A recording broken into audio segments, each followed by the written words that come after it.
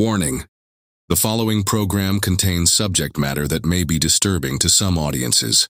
Viewer discretion advised. You're listening to Descent to Depravity, where we investigate the darkest corners of the human psyche, one chilling story at a time. Neal Bradley Long was born on September 19, 1927, in the quiet isolation of Campton, Kentucky, where the mountains rise like walls and poverty presses down like fog. A neighbor once said, "There wasn't much down there, just dirt roads, church on Sundays, and the sound of your own thoughts." His childhood was a rotation of chores, silence, and the metallic scent of gun oil from his father's hunting rifle. His father, a laborer with rough hands and little patience, remarried. Neal grew up under the roof of a stepmother and half-siblings. The boy was quiet, watchful, the kind of child who seemed to listen for something that wasn't there. Long spent his youth hunting rabbits and squirrels, finding early comfort in firearms and solitude. Guns made sense. They were predictable, people weren't. Neighbors remembered him as average, just one of the boys. But even those who knew him then said there was something restrained behind his eyes, something that rarely softened. When he was 18, he left Kentucky behind and went north, carrying with him little more than an understanding that loneliness could be a way of life. He wouldn't realize until years later that he'd never escaped those mountains. He'd only brought them with him. He entered the U.S. Army at the close of World War II. His service was short-lived. He was discharged early for what official papers described as family illness, though his superiors later noted emotional instability. He came home without honor or disgrace, just the lingering question of what had gone wrong.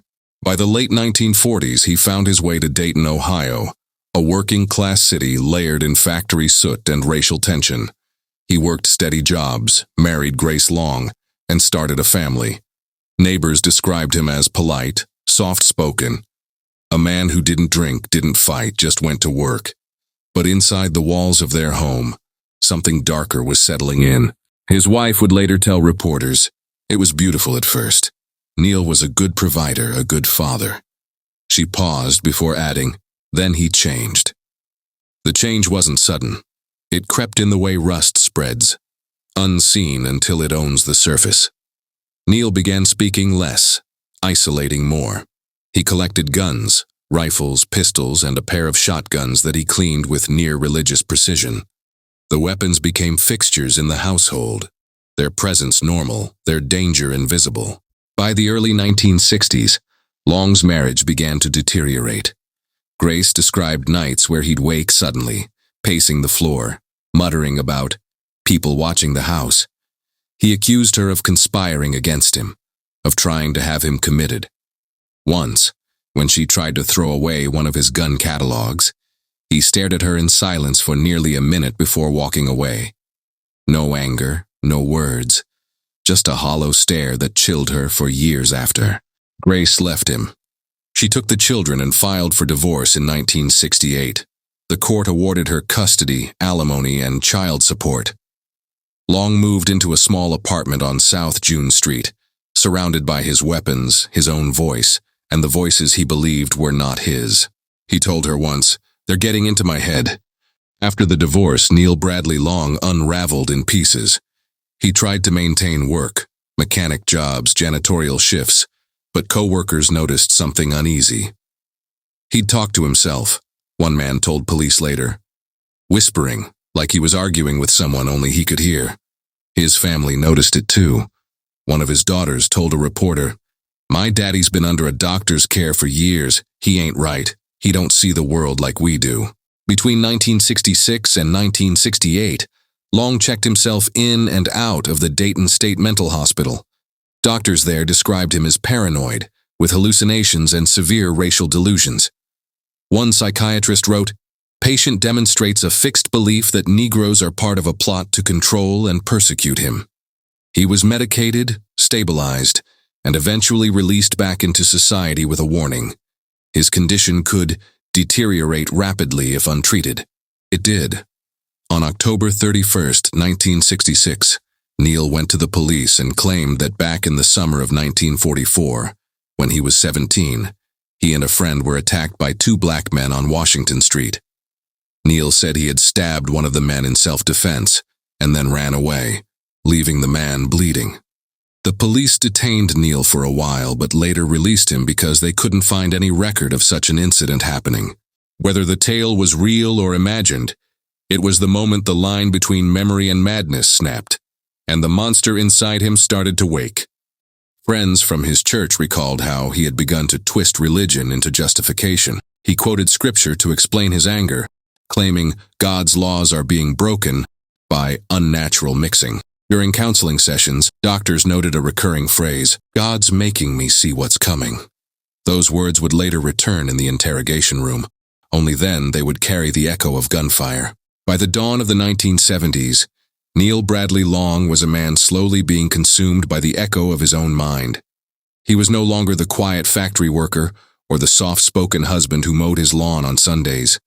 He had become something else, something unhinged. Neighbors in his small, dingy apartment building on South June Street told reporters that Long would talk to himself for hours. He'd whisper, one neighbor said, like he was trying to keep a secret from the walls. At times they heard bursts of laughter, followed by long silences. He began covering the windows with blankets, muttering that people across the street were watching him through the glass.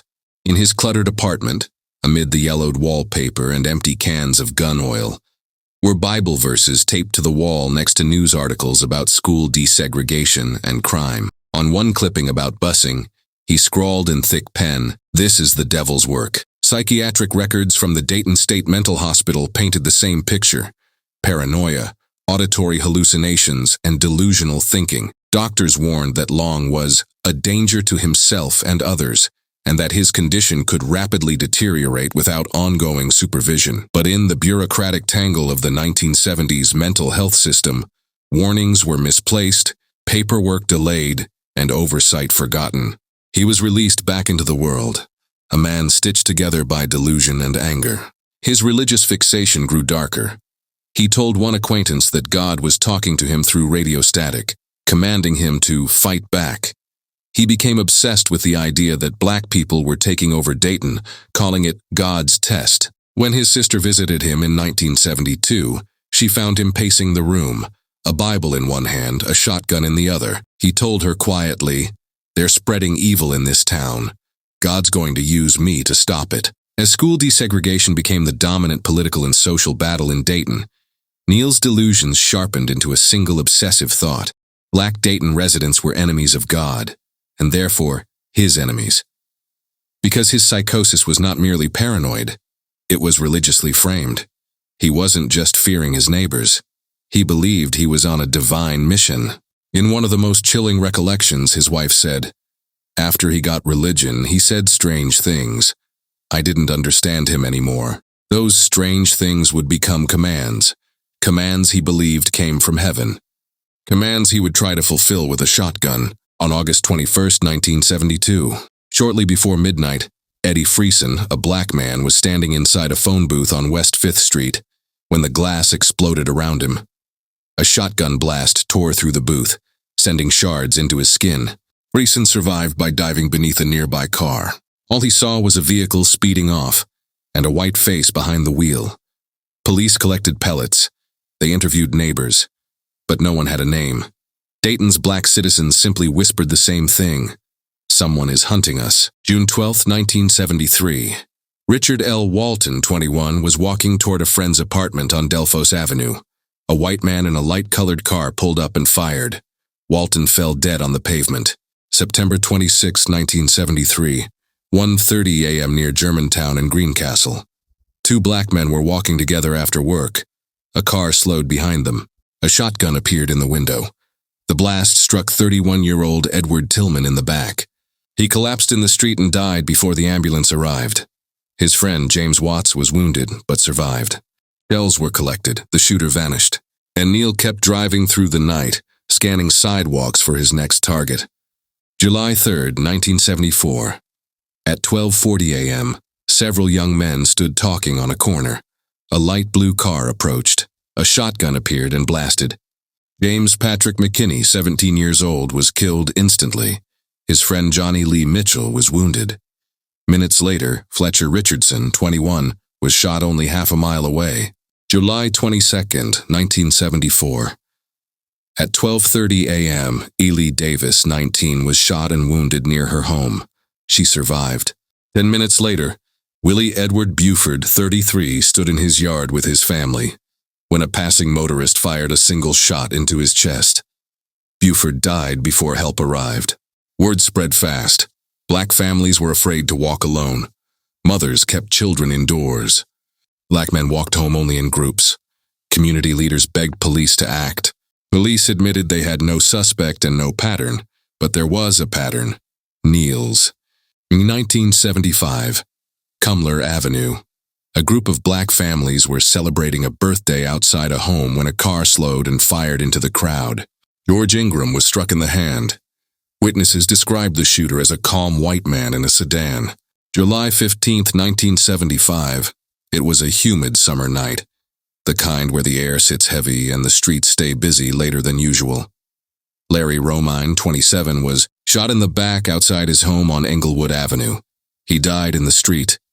Minutes later, Robert Horde, 21, was taking out the trash behind his apartment on Cincinnati Street.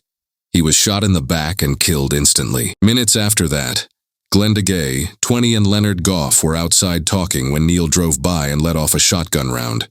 Gay was wounded in the shoulder. Goff was hit in the hand.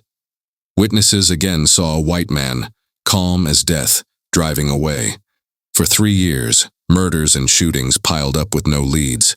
The killers of black people were rarely prioritized in the early 1970s, and the community knew it. The police chief later admitted that without the federal building murder, we likely would never have caught him. Detectives had nothing to work with. No clear vehicle description, no fingerprints, no eyewitnesses with a view of the shooter's face, no informants, and no ongoing suspect list.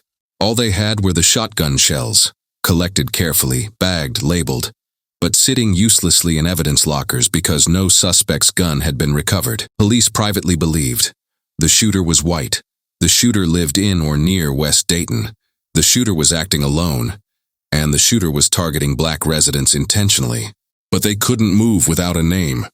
And then, everything changed on September 19, 1975. That was the day the hunter stepped out of the shadows. That was the day Neal killed in broad daylight. That was the day he walked into the federal building and shot Dr. Charles Glatt at point-blank range. Employees heard him say, "God is making me do this." Within minutes, he was apprehended at the building's exit. Police seized his belongings. They obtained a search warrant. They entered his apartment. What they found stunned them: a cache of weapons, shotguns, rifles, .38 revolver, ammunition meticulously organized, newspaper clippings on the shootings, Bible verses taped to the walls. Ballistic tests were performed immediately. They matched the shells from Friesen, Tillman, Watts, Ingram, Horde, Romine, Gay, McKinney, and several others, all to Neal Bradley Long's guns. Dayton didn't just catch a murderer. They caught the man who had been terrorizing an entire community for years, a ghost with a shotgun, a prophet in his own mind, a predator driven by delusion and rage. And now, for the first time, he had a name. In the days after his arrest, Neal Bradley Long began to talk. Not with remorse, not with fear, but with the dull certainty of a man recounting a routine. He told investigators that between 1972 and 1975, while drifting through cycles of alcohol, pills, and delusion, he had prowled Dayton streets in his Ford Fairlane, firing a double-barreled shotgun at black men and women he encountered in the dark.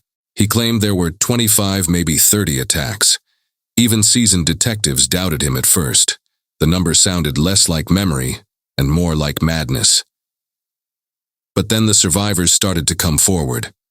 One by one, people who had lived through Dayton's years of terror pointed to Long as the man who had tried to kill them. Investigators began mapping Long's statements against the unsolved shootings that had stalked the city's black neighborhoods. The timelines matched. The locations matched. Even the seasonal patterns matched.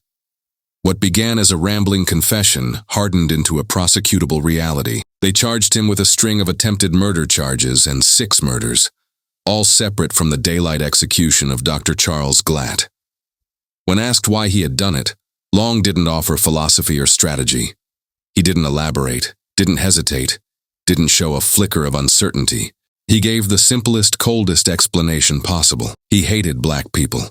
And in those years when his mind was collapsing and his delusions were tightening around him like a noose, that hatred became the compass he used to navigate the night. A compass soaked in fear, rage, and the conviction that violence was both justified and necessary. The first trial opened in late 1976, beginning with the assassination of Dr. Charles Glatt. Long didn't fight the charge. He admitted what he had done and expressed a muted sense of remorse, offering no defense beyond his own acknowledgement. November 1976, he pleaded guilty in federal court to civil rights violations and first-degree murder. And on December 27th, the judge sentenced him to 2 consecutive life terms.